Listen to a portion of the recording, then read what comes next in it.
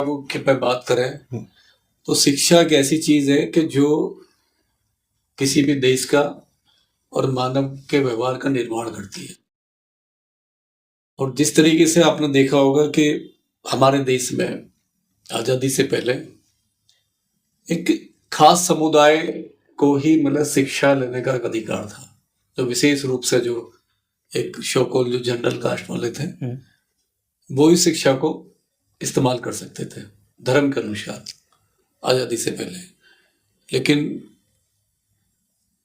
जब देश आजाद हुआ और संविधान लागू हुआ तो बाबा साहब ने जो शिक्षा को एक सर्वसमान किया, इक्वलिटी एक लेके आए शिक्षा में कि देश में अमीर हो गरीब हो SC ST माइनॉरिटी हो विषय किसी भी धर्म का को मानने वाला हो उसको शिक्षा का बराबर अधिकार होगा। यानी बाबा साहब ने जिस शिक्षा को लोगों ने दूर रखा। और देखिए एक सीधी बात है कि जिस समुदाय के पास में जिस धर्म के पास में शिक्षा नहीं होगी तो वो एक जानवर की तरह होता है, वो एक कह सकते हैं गुलाम है, क्योंकि शिक्षा ही वो चीज है जो आदमी के अंदर मूलचूल परिवर्तन करता है। मानसिक गुलाम, मानसिक शिक्षा अगर मानसिक गुलाम बनाना तो उसकी शिक्षा को छीन लो।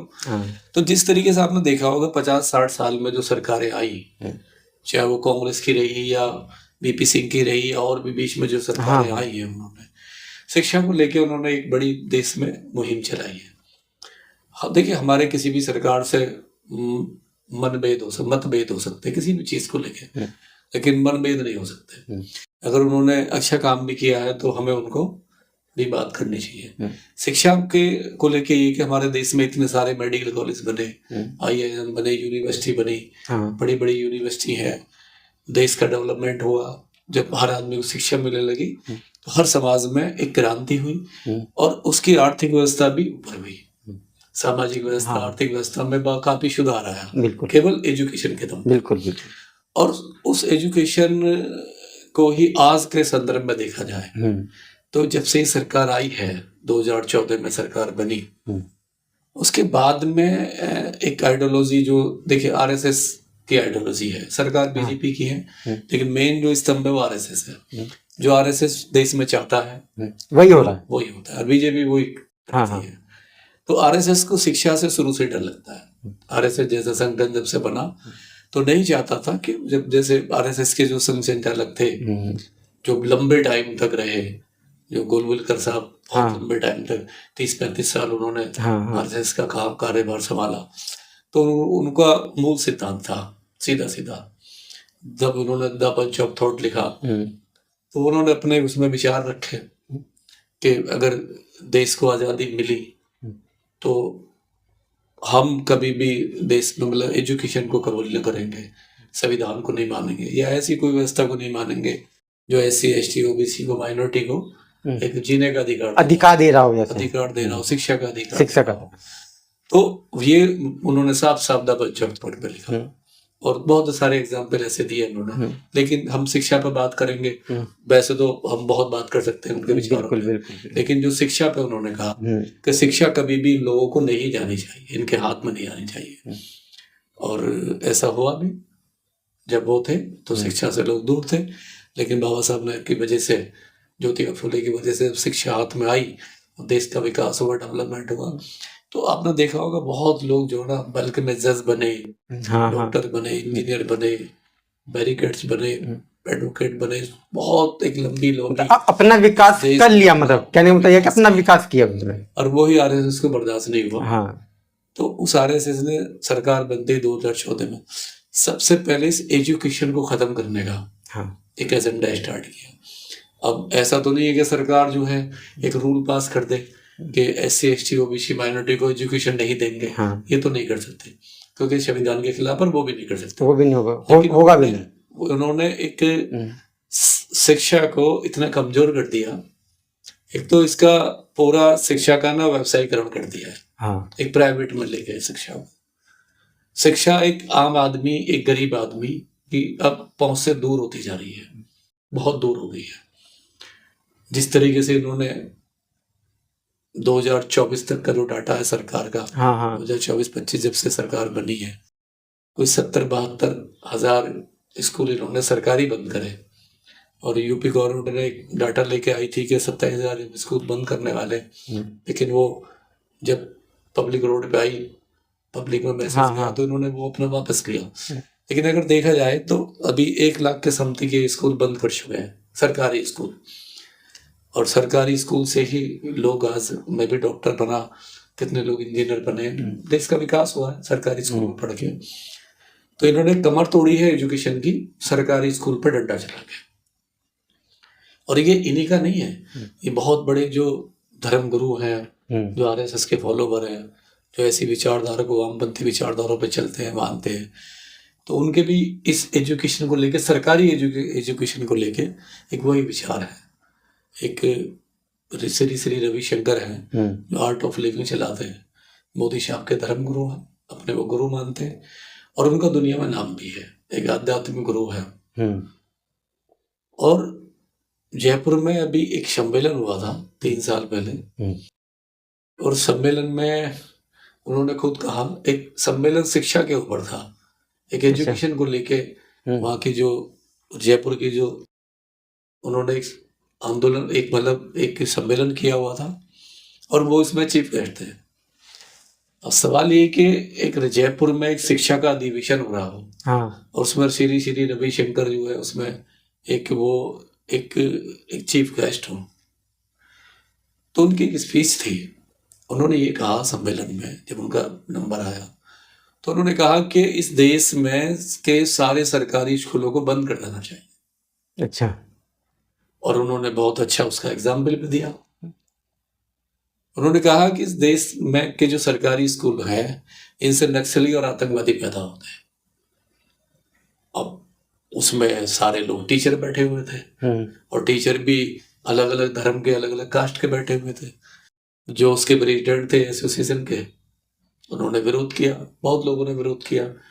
बहरहाल उन पर एफआईआर भी हुई, और एक एडवोकेट गौतम है, उन्होंने उन पर बाकायदे एफआईआर, मुकदमा चला। अब उनकी थॉट देखिए कि इतना बड़ा धर्म गुरु जो दुनिया में शांति का संदेश देता हो, आर्ट ऑफ लिविंग चलाता हो, उसे भारत के सारे सरकारी स्कूलों में से पढ़े हुए लोग सब आतंकवादी, सब नक्सली दिखाई देते हैं। उसे ना अम्बेडकर दिखाई दिए, ना ज्योतिबा फुले दिखाई दिए, ना भगत सिंह दिखाई दिए, ना सुखदेव दिखाई दिए, ना गांधी दिखाई दिए, नहीं ना हमारे जो कलाम, अब्दुल कलाम, वो भी नहीं दिखाई दिए। कलाम, और तमाम जो इंजीनियर, जो साइंटिस्ट, जो नासा में बैठे पूरे इस देश में सबसे ज्यादा तो जो जनसंख्या है वो सरकारी पढ़े हुए अधिकारियों की है ना। तो आज अमेरिका में, नासा में, पूरी दुनिया के अंदर जो भी आज एनआरआई बैठे हुए हैं, भारत का नाम रोशन कर रहे हैं, तो आज से वो 30 साल 40 साल पहले गए हुए हैं, तो आज वहां पे वो फिक्स हो गए। और उनमें से 99% लोग जो है वो सरकारी स्कूलों के हैं। तो ये देखिए कि एजेंडा जो है सरकारी एजुकेशन को बर्बाद करना। और जिस तरीके से अभी एक रिपोर्ट आई है नीति आयोग ने, जो पहले प्लानिंग कमीशन था, सरकार ने उसको नीति आयोग बना दिया। और नीति आयोग की रिपोर्ट आई है अभी, रिपोर्ट एक 5 दिन पहले रिपोर्ट दी है कि इस देश में 1 लाख स्कूल सरकारी ऐसे हैं जिनमें बिजली की सुविधा नहीं है। अब ये बड़ा गंभीर विषय है कि 1 लाख स्कूलों से ऊपर लाइट नहीं है। बिल्कुल। और आप शिक्षा की बात कर रहे हो, हर घर शिक्षा, एजुकेशन की बात कर रहे हैं प्रधानमंत्री साहब, जबकि इसका उल्टा ही हो रहा है। जब लाइट ही नहीं होगी तो टीचर क्या पढ़ाएगा, बच्चा क्या पढ़ेगा, नहीं। बिल्कुल। और 70,000 से ऊपर ऐसे स्कूल हैं जहाँ पे महिलाओं के लिए, उन बच्चों के लिए टॉयलेट की सुविधा नहीं है। जिस सरकार ने घर घर टॉयलेट की मुहिम चलाई हो, नहीं, उन्होंने स्कूलों में टॉयलेट नहीं बनाए, स्कूलों में टॉयलेट नहीं बनाए, और बाहर जो टॉयलेट की बात कर रहे हैं, इससे क्या है कि नीति आयोग सरकार का सिस्टम है, एक डिपार्टमेंट है, और उसने सरकार को एक्सपोज भी किया है। तो या तो इसमें सरकार उन स्कूलों को बंद करेगी एक एक्सक्यूज देके कि वो लाइट ही नहीं है, मतलब एक मुद्दा दिया जा रहा है जिसकी वजह से शौचालय नहीं है, ये नहीं है, तो इसको बंद कर दिया जाए। जैसे पहले इतने सारे स्कूल बंद कर दिए। जो रविशंकर ने कहा वो ये सरकार पूरा कर रही है। आरएसएस पूरा कर रही है। अब इन स्कूलों में कौन पढ़ते हैं? सवाल ये है कि जो स्कूल हैं, गवर्नमेंट के जो स्कूल हैं, इनमें कौन लोग पढ़ते हैं? इनमें ओबीसी है, बिल्कुल, जिसकी आबादी इस देश में 60% से ऊपर है। बिल्कुल बिल्कुल। SC ST है, हाँ है, जो 30% के आसपास है। बिल्कुल। माइनॉरिटी है, जो अच्छी खासी बल्क है। अगर इनको देखा जाए तो इनमें 99% जो है स्कूलों में, सरकारी में ये ये लोग बच्चे जाते हैं, इन्हीं के जाते हैं। और इन्हीं के बच्चे आज जब यूपीएससी का रिजल्ट आता है तो 500-600 बच्चे डीएम बन जाते हैं, IAS PCS बन जाते हैं, डॉक्टर बन जाते हैं, कैट्स में MBA की डिग्री लेके बाहर चले जाते हैं, इन्हीं के बच्चे। क्योंकि पढ़ना तो वो बाबा साहब देंगे ना उनको, ताकत जो कलम की जो ताकत है वो तो देके गए। अब सवाल ये है कि सरकार चाहती क्या है? मतलब ये चीज उनको खटक रही है कि ये इतने पढ़ेंगे, खटक रही है। आज क्यों इतनी बेरोजगारी है? आपने शिक्षा को बर्बाद कर दिया। जब से 10 साल, देखो पेपर आउट तो पहले भी हुए हैं, ऐसा नहीं हुआ है, इससे पहले भी सरकार रही है, कांग्रेस के टाइम में भी पेपर आउट, लेकिन इतना नहीं हुआ कि आपने 10 साल में 4 बार नीट का पेपर आउट हो गया, कैट्स का पेपर आउट हो गया, यूपीएससी का पेपर आउट हो गया, नहीं। और सिर्फ जो SSC का पेपर आउट हो आपने लीक करा दिया, रेलवे के तमाम पेपर आपने लीक करा दिए, लेखपाल के लीक करा दिए। इन पर कार्रवाई नहीं हुई दिखाई दे रही थी ना, इस पर कार्रवाई नहीं दिखाई दे रही है। कार्रवाई का ये कि जब ये पकड़े जा रहे हैं, जितने भी अभी अरेस्ट हुए हैं नीट के पेपर में, तो कहीं ना कहीं इनके रिलेशन सरकार से हैं, स्टेट गवर्नमेंट से, गठबंधन है सरकार के साथ, सीधा कह रहे हैं गठबंधन। CBSE बोर्ड को इन्होंने बर्बाद कर दिया।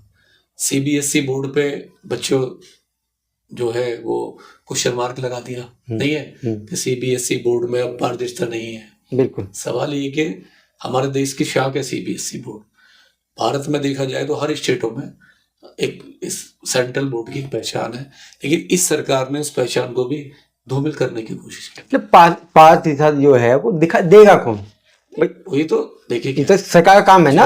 आपने देश में प्रधानमंत्री को चुना, प्रधानमंत्री बार बार कहते हैं कि हम विश्व गुरु बनाएंगे, विकसित भारत बनाएंगे, अलग देश है ये, मजबूत हाथों में है। जब आपने इतने मजबूत हाथों में देश को दिया तो ये इतना पेपर चोरी होना नहीं है, लीक आउट होना, ये कहाँ से हो रहा है?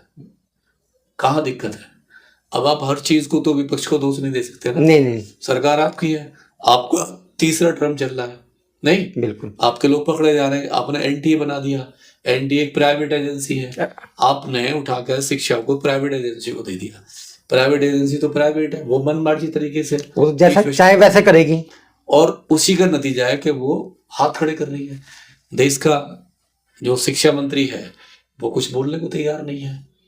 सवाल ये है कि आपने शिक्षा को बर्बाद करने के लिए, मेन हम बार बार यही करें कि शिक्षा अगर नहीं रहेगी गरीब आदमी के पास में, SC ST OBC के पास में, तो आप उसको गुलाम बनाने की तैयारी कर रहे हो, फिर वो मजदूर बनेगा। अरे मजदूर की पावर आपके हाथ में होगी, कमाना। उसको एक तरीके से कह सकते हैं कि अंधभक्त, मतलब अनपढ़ रहेगा इंडिया तो अंधभक्त बनेगा, यही हो सकता है। अनपढ़ का मतलब एक जानवर की तरह होना। आप केवल एक 10,000 की नौकरी भी उसके लिए बहुत अहमियत वैल्यू रखेगी जब आप शिक्षाशील लोगे। अब आपने बीटेक की पढ़ाई जो जितनी यूनिवर्सिटी प्राइवेट खोली है, सरकारी स्कूलों को बंद करके प्राइवेट में आपने इतना बल्क में एजुकेशन को लेके आपने MCA की, BCA की, बीटेक की, MTech की, B.Ed की, BA की तमाम फीस इतनी कर दी है, तो एक गरीब आदमी जो 15,000 कमा रहा है, 20,000 कमा रहा है, जो 30,000 कमा रहा है, वो 1.5 लाख महीने की फीस, साल की फीस कैसे दे सकता है? उसके बच्चे नहीं पढ़ पाएंगे। तो आप उनको रोकने के लिए आपने जो रविशंकर ने कहा ना, आपने कान ऐसे पकड़ा घुमा के, हम इसको घुमा के लेके जाएंगे और हम ऐसे बर्बाद, कोई शक भी ना करे। जब हम 4 बार नीट का पेपर आउट करा देंगे तो कम से कम 50% तो ऐसे बच्चे होंगे जो दोबारा हिम्मत ही नहीं कर पाए, मनोबल मतलब तोड़ जाए, उनको साइको बनाने के लिए। जैसे आज कई बच्चे हैं उन्होंने सुसाइड कर लिया, सुसाइड किया हुआ मैंने देखा, कल भी पेपर में दिया, सुसाइड किया। एक बच्ची ने मना कर दिया, मैं दोबारा हिम्मत नहीं दे सकती, नहीं है, क्योंकि एक बच्चा कोचिंग भी कर रहा है, पेरेंट्स भी उसमें इन्वॉल्व है, मोटी फीस दे रहा है, तो बच्चा नहीं देख रहा है उस डिप्रेशन में है कि मेरे पेरेंट्स का, मेरी मम्मी पापा बड़ी मुश्किल से मेरी फीस दे पा रहे हैं, ठीक है, और फिर उसके बाद में रात दिन मेहनत की है, और जब डॉक्टर बनने का नंबर आता है तो आप पेपर लीक करा देते हैं। आपका जो सिस्टम है वो पेपर लीक करा देता है। तो उस बच्चे का जो मनोबल है ना वो इतना टूटता है, क्योंकि कुछ तो बहुत सारी परिवार ऐसे हैं जो पैसे ब्याज पे लेते हैं, किसी साहूकार से ब्याज पे पैसा ले लिया, नहीं है, किसी बैंक से पैसा ले लिया, अब वो बच्चे पे प्रेशर आता है। बच्चा कोशिश करता है 24 घंटे 18 घंटे पढ़ने के बाद में कि मैं इस बार नीट क्लियर कर लूंगा, नहीं एसएससी क्लियर कर लूंगा, मैं यूपीएससी क्लियर कर लूंगा, मैं लेखपाल का क्लियर कर लूंगा, मैं रेलवे का क्लियर कर, लेकिन उसके बाद में जब जिस दिन वो एग्जाम देने जाता है तो उसे मालूम चलता 2 घंटे पहले के पेपर लीक हो गया है।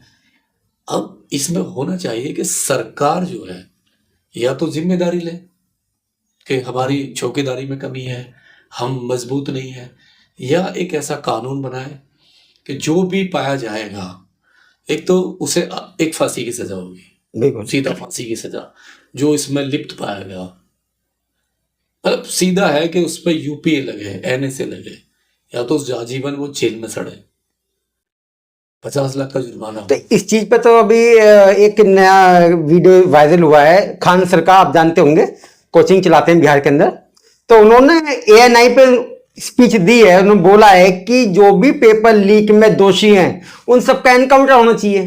भाई एनकाउंटर होगा तभी तो वो डरेंगे थोड़ा बहुत। नहीं, एनकाउंटर होना तो अलग बात है। एनकाउंटर से क्या होता है ना कि हमने किसी का एनकाउंटर कर दिया, तो इस संविधान भी एनकाउंटर की इजाजत नहीं देता। हम कह रहे हैं उसको आजीवन सजा दो, उसे फांसी दो, नागरिकता का दोष की, ताकि अगर फांसी होगी उसे आजीवन कारावास होगा तो और लोग भी उससे शिक्षा लेंगे। भाई देखो वो जेल में सड़ रहा है, नहीं है, उसकी बेल नहीं हो रही है, उसे 50 लाख का जुर्माना लगा है। अब जो खान सर है, बहुत सारे ऐसे, हाँ, काफी सारे शिक्षक, खान सर जो ऐसे शिक्षक हैं जिन्होंने गरीब के बच्चों को, हाँ, जो बच्चा एक आकाश में और दूसरे जो कोचिंग इंस्टीट्यूट है, हाँ, भारत में बहुत है, कोटा में भरे पड़े हैं, जो 2-2 लाख फीस है, यूपीएससी की, नीट की 2-2, 3-3 लाख, 1.5 लाख फीस है, आकाश की, नारायणा की, बहुत सारे नहीं, हाँ, तो उनको वो डॉक्टर बनाते हैं, उनको इंजीनियर बना रहे हैं, उनको वो पुलिस वाला बना रहे हैं, PIS बना रहे हैं, PCS बना रहे हैं, और कितने पैसों में? मात्र 5,000 में, 10,000 में, 300 में, 500 में, 1,000 में, 10,000 में। सवाल ये कि अब उन्होंने जो है बिगुल फूस रख, मतलब एक क्रांति ला दी देश में, और वो उन लोगों को कबूल नहीं है जो शिक्षा माफिया है, शिक्षा माफिया, और शिक्षा माफिया कभी भी गवर्नमेंट के बगैर नहीं चल सकता। माफिया कोई भी हो, चाहे मनी माफिया हो, शिक्षा माफिया हो, मीडिया का माफिया हो, ये सब गवर्नमेंट के आगे पीछे होते हैं, अधीन होते हैं, मतलब उन्हीं के अधीन में, उन्हीं के अधीन, कहीं ना कहीं इनके लिंक जुड़े होते हैं। अब सवाल ये कि क्या जोड़ते अंजना ओम कश्यप को कि ये कहना का कि ये जो यूट्यूबर हैं जो कोचिंग सेंटर चलाते हैं, नहीं, ये 2 कौड़ी के, क्योंकि अंजना ओम कश्यप, मेरी बात तो ये कि देखो आपके चैनल के माध्यम से ये कि खान सर बहुत एक जीनियस आदमी है, बिल्कुल, उनकी वर्ल्ड में पहचान है। तो अंजना ओम कश्यप में तमाम जो मीडिया है ना, ये जो दुनिया में हमारे देश का नाम खराब कर रहा है, भारत में तो कर ही रहा है, पूरी दुनिया में हमारे देश का जो है मीडिया को लेके तो हम पूरे फंस जाते हैं। तो खान सर को इनको सीरियस नहीं लेना चाहिए, क्योंकि होता क्या ना, ये खान सर जैसों पे उंगली उठा के ये अपनी TRP डायरेक्ट नाम नहीं ले रहे हैं, मगर वो इनडायरेक्टली तो इन्हीं लोगों को टारगेट कर देना, TRP, क्योंकि ये लोग अपनी बच्चों को उभार रहे हैं, जो गरीब बच्चे उनको उभार रहे हैं। इससे 2 तरीके, इससे TRP बढ़ेगी। अब अंजना ओम कश्यप की TRP बढ़ेगी, नेगेटिव, पहले भी नेगेटिव थी, पहले भी उनको कोई सीरियस नहीं लेता है। जो अपने स्टूडियो में बैठ के आज तक वाले 2000 के नोट में चिप ढूंढ लेते हैं, तो खान सर को कैसे बर्दाश्त करेंगे? नहीं, बिल्कुल। खान सर जो है एक रेस्पेक्टेड है, पूरी भारत में नहीं, पूरी दुनिया में और हमारे देश की पहचान है, हमारे देश की पहचान है। शिक्षा में एक क्रांति लेके आए, और वो ही नहीं, और तमाम जैसे जो और दिव्या कीर्ति जैसे लोग हैं, हाँ। और बहुत सारे लोग हैं, वो एक क्रांतिकारी लोग हैं एक शिक्षा में उनको। तो इनसे उनका कंपेयर करना या इनके पैरेलल भी बात करना एक बहुत मतलब गलत है। एक वर्ड में अंजना ओम कश्यप जैसे को खत्म कर देना चाहिए कि जैसे ना आदमी सूरज पे थूकता है, जब कोई आसमान पे थूकता है तो थूक उसके मुंह पे आता है, उसके मुंह पे आता है। हाँ। कोई दुनिया में कोई ताकत नहीं जो उसके मुंह को हटा ले, थूक को हटा ले। तो इनका यही है, ये है कि जिस तरीके से खान सर पे हमला हुआ है, हाँ भी फिलहाल में हमला हुआ है। हाँ। हमला भी क्यों हुआ कि उनके बच्चे 12,000 बच्चे जो हैं उनके हाँ। क्वालिफाइड हुए, उनको सरकारी नौकरी मिली, जिसमें से कुछ दरोगा बन गए, कुछ डीएम बन गए, डीएम बन गए, हाँ। कोई लेखपाल बन गया, कोई पटवारी बन गया। हाँ। तमाम ऐसे जो 12,000 बच्चे, बहुत बल्क में 12,000, बहुत बड़ी जनसंख्या है कि अब जब कोई गुरु पढ़ाता है तो वो चाहता है कि उसका शिष्य जो है वो हाँ आगे कामयाब होता है, तो गुरु को एक होता है, एक खुशी होती है। हाँ। तो वो उनका नेचर है, बिल्कुल खान सर का पार्टी देना, हाँ। उनको अप्रिशिएट करना। ये अब इसकी तो गहन जानकारी, मतलब एक सीबीआई से इंक्वायरी होना चाहिए कि अंजना और कश्यप में और उन पे हमले में क्या रिलेशन हो सकता है। ऐसा क्या है कि जब अंजना और कश्यप को उन्होंने कुछ कहा, बताया, हाँ, तभी हमला हो एक्शन तभी हुआ, तभी एक्शन हो जाता है।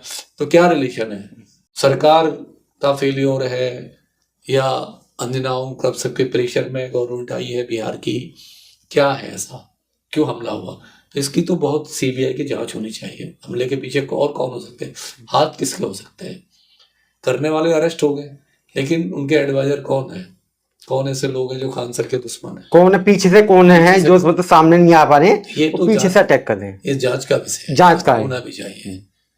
और शिक्षा को लेके तो देखो हमारे देश में अब जो ना एक जिस तरीके से बेरोजगारी है, चरम पे बेरोजगारी है, कि जब पेपर लीक आउट होगा, नहीं है, बिल्कुल तो बेरोजगारी बढ़ेगी, बिल्कुल बढ़ेगी। नौकरियां है नहीं, सरकार पहले से ही हाथ खड़े कर दिए, प्राइवेट में कर दिया सारी चीजों को बेच के। तो रोजगार मतलब युवा क्या करेगा, कहाँ जाएगा युवा इस देश? ये तो फिर एक तरीके से ऐसे भी देखा जा सकता है कि ये पूंजीवाद के मतलब अधीन हो जाएंगे, उनके गुलाम हो जाएंगे पूंजीवाद के, क्योंकि पूंजीवाद के पास सब कुछ होगा, स्कूल भी होगा, हॉस्पिटल भी होगा, नौकरी, हर चीज होगी, तो जैसा चाहे इनको तोड़ सकती है। देखिए क्या है, जिस तरीके से अभी लेबर एक्ट पुराना था, जो हाँ। रूल था, उसको खबर किया, खत्म कर दिया, गवर्नमेंट ने नया लेबर एक्ट ले आई। तो पहला जो बाबा साहब ने जो लेबर एक्ट बनाया था, वो लेबर के लिए एक जीवन घुट्टी थी। हाँ। उनका एक अमृत वो था कि उनकी यूनियन थी, अपनी डिमांडें थी, अपनी दवाइयाँ, मेडिसिन, हेल्थ का सब कुछ था, लीव था, सब कुछ था, और प्रेशर नहीं था, मालिक का प्रेशर नहीं था। हाँ। लेबर का प्रेशर था। लेकिन अभी इन्होंने वो प्रेशर सारा हटा दिया। अब का जो लेबर है वो गुलाम की तरह है, मालिक जब मर्जी उसे अपनी कंपनी से निकाल कर फेंक सकता है, और वो कोर्ट भी नहीं जा सकता। सबसे पहले जो ताकत होती है वो यूनियन होती है। तो यूनियन को ही खत्म कर दिया कि किसी भी कंपनी में यूनियन बन ही नहीं सकती। जब यूनियन नहीं बनेगी तो वो एक सिंगल क्या करेगा, सिंगल तो कुछ भी नहीं करेगा। तो ये है कि वो तो सरकार ने कर ही दिया, लेबर को पूरा एक गुलाम बना दिया है, लेबर को पूरा गुलाम बना दिया। वो एक 10,000 की, 20,000, मैं कह रहा हूँ ना कि लोग 8,000 की नौकरी करने को मजबूर हो जाएंगे इस देश में, डिग्री लेके, क्योंकि जब सब कुछ आपने प्राइवेट को दे दिया, सरकार सिस्टम आप बंद करने वाले हो, शिक्षा को बहुत महंगी कर दिया, तो एक आम आदमी से बहुत पहुंच दूर हो जाएगी इसकी। तो यही है इनका सरकार का। तो इसमें तो एक चीज ये भी तो है कि ये कहीं ना कहीं सरकार जो है पूंजीवाद को ही बढ़ाना चाहती है। वो चाहते ही नहीं है कि गरीब आदमी ऊपर आए, कि पूंजीवाद को ही मजबूत रखेगी। तो पूंजीवाद का तो सीधा ही है। बीजेपी की सरकार में हमेशा जो कॉर्पोरेट जगत है, जो पूंजीवाद है, उसको बढ़ावा मिलता है। उसमें कहीं मजदूर के लिए, किसान के लिए, महिलाओं के लिए, ठीक है, युवाओं के लिए कहीं कोई जगह नहीं होती।